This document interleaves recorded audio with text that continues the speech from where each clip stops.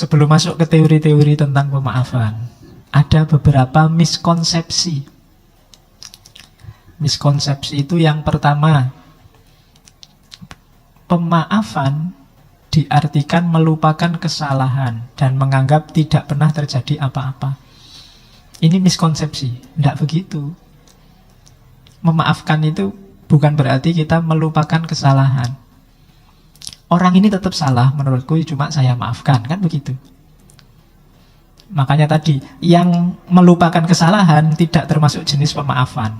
Kayak yang sebelumnya tadi, forgetting. Jadi maaf nggak boleh lupa. Kemarin kamu selingkuh, aku inget loh, tapi saya maafkan. Dan akan inget terus, diselingkuhi. Kalau nggak inget terus kan nanti diselingkuhi lagi, lupa lagi. Selingkuhi lagi, lupa lagi. Nggak, ingat terus. Nggak apa-apa, nggak masalah. Kamu katanya memaafkan, kok diinget-inget. Loh, memaafkan bukan berarti melupakan. Ya, kalimatmu aku maklumi, tapi itu tetap salah kan. Dan aku ingat biar kamu nggak bikin salah lagi. Yang kedua, jadi itu miskonsepsi. Nggak, maaf bukan berarti melupakan. Yang kedua, ada yang anggap maaf itu simbol lemah. Jangan dimaafkan. Hanya orang-orang lemah yang memaafkan. Kalau Gandhi kebalikannya, hanya orang-orang kuat yang bisa memaafkan. Nggak gampang loh memaafkan itu. Kamu yang disalahi, disakiti, diselingkuhi, dibohongi, dicurangi, untuk bisa memaafkan itu luar biasa. Maka katanya Gandhi, hanya orang-orang kuat yang bisa memaafkan. Jadi maaf tidak ada hubungannya dengan kelemahan. Kalau kamu menganggap memaafkan itu kelemahan, kamu salah persepsi tentang maaf. Karena jarang, nggak banyak orang bisa memaafkan. Kalau membalas mungkin. Saya pengen balas Pak, nggak bisa balas, tapi ya itu kelemahan. Tapi kalau memaafkan enggak. Kalau mau saya balas Pak, tapi saya maafkan. Itu kan orang-orang kuat.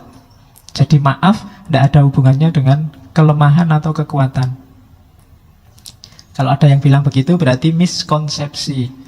Yang ketiga, pemaafan. Ada yang menganggap, Pak, kalau saya maafkan berarti tidak adil Pak. Yang salah kan harusnya dihukum. Jadi antara keadilan dengan pemaafan ini dua level yang berbeda. Adil itu hak, tapi maaf itu keluhuran, kemuliaan, kebaikan. Agama menyuruh, kalau tiap kali khotib Jumat itu loh, innallaha ya'muru bil adli wal ihsan. Adil ini paradigma pas, paradigma hak. Orang yang jatahnya 30, kasihlah 30, itu hak, itu adil. Tapi di atas adil ada ihsan. Ihsan ini melampaui keadilan, jauh lebih bagus daripada keadilan. Harusnya kamu zakat cuma 2,5%, tapi kamu zakatkan 50%. Yang 47,5% itu ihsan. Kita menyebutnya sedekah, sodakoh. Itu ihsan. Harusnya kamu nganternya cuma sampai jalan besar saja, tapi kamu antar sampai depan kamarnya. Yo, sampai depan aja loh ya, nggak boleh masuk. Itu ihsan namanya. Itu loh. Atau kalau mau adil, harusnya kamu nggak nganter juga nggak apa-apa, nggak ada hubungan apa-apa kok. Bukan apa-apa, pacar juga nggak, kemarin ditembak nggak mau. Jadi, tapi kamu paksain nganter, itu ihsan, bukan adil. Nah, maaf itu levelnya ihsan ini. Ya sebenarnya kamu disakiti, kamu dizolimi, kamu punya hak untuk balas, punya hak untuk menuntut keadilan. Tapi kamu maafkan, itu berarti ihsan. Jadi pemaafan itu bukan berarti ketidakadilan, tapi perbuatan yang baik, melebihi sekedar menuntut keadilan. Terus yang keempat, maaf hanya untuk orang-orang yang kita kenal atau orang-orang yang minta maaf. Ini juga termasuk miskonsepsi. Kalau kamu tidak minta maaf ya tidak saya maafkan. Nah, ini miskonsepsi juga. Ya kalau ada dia minta maaf ya, tapi dia nggak minta maaf pun bukan berarti kamu tidak bisa memaafkan. Kadang-kadang tidak usah nunggu orang minta maaf, kita sudah bisa memaafkan. Daripada capek-capek nunggu dia minta maaf. Apalagi dia yang kamu tunggu cuek aja. Kamu capek nunggu kapan dia minta maaf. Habis waktu menunggu ngapain? Udah dimaafkan aja. Rencananya mau dimaafkan toh, ya sudah dimaafkan saja. Nggak usah nunggu-nunggu. Ini tak tunggu-tunggu nggak datang-datang minta maaf ya. Waktu kita habis untuk nunggu dia, ngapain wong dia nggak datang-datang? Sudah dimaafkan saja. Nah itu jadi nggak ada hubungannya dengan minta maaf. Terus yang keempat lagi, harusnya 5 itu. Oke. Maaf itu ada yang bilang bisa cepat dan mudah. Ini tadi yang saya bilang, enggak, maaf itu butuh proses. Orang perlu mengendap dulu untuk mempertimbangkan dia memberi maaf apa enggak. Kalau langsung dimaafkan itu biasanya tidak hakiki. Kayak tadi, hanya konstantif, hanya di mulut. Kayak kamu minal aidin wal faizin kemarin itu kan hanya di mulut.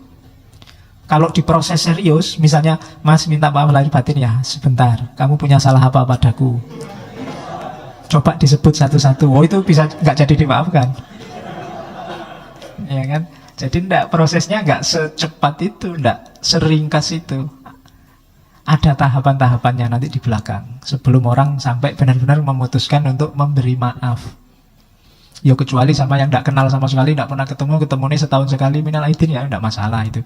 Cuma kadang-kadang kan memang ada memanfaatkan momen, besok aja minta maafnya, kalau Idul Fitri pasti dimaafkan. Nah, itu formalitasnya. Coba kamu bilang beneran salahmu apa, tidak mesti dimaafkan. Itu ternyata dulu yang ngambil uangmu di situ aku, pas tidak punya duit, ada uang kececeran tak ambil. Sekarang minta maaf ya, bisa nggak jadi maafkannya. Jadi dia tidak cepat. Maaf itu yang serius, ada prosesnya. Kemudian yang kelima, maaf bukan berarti membolehkan atau menganggap baik perilaku yang keliru. Ada orang bohong, ya sudah kamu saya maafkan. Itu bukan berarti terus bohong itu boleh. Bohongnya jadi benar, enggak. Bohongnya tetap salah. Kejahatan yang dia lakukan tetap jahat. Cuma kita memaafkan dia. Besok jangan diulangi lagi, kan begitu. Kok besok diulangi lagi? Mungkin pertimbangan memaafkannya jadi lebih panjang lagi sebelum memaafkan. Jadi awas, jangan miskonsepsi. Ada 6 hal yang kita sering salah persepsi tentang pemaafan ini. Yang pertama, maaf bukan berarti melupakan kesalahan. Yang kedua, maaf bukan berarti kita lemah. Yang ketiga, maaf bukan berarti tidak adil. Yang keempat, maaf tidak hanya untuk yang minta maaf. Yang kelima, maaf itu ada prosesnya. Dan yang terakhir, maaf tidak membuat perilaku salah jadi benar.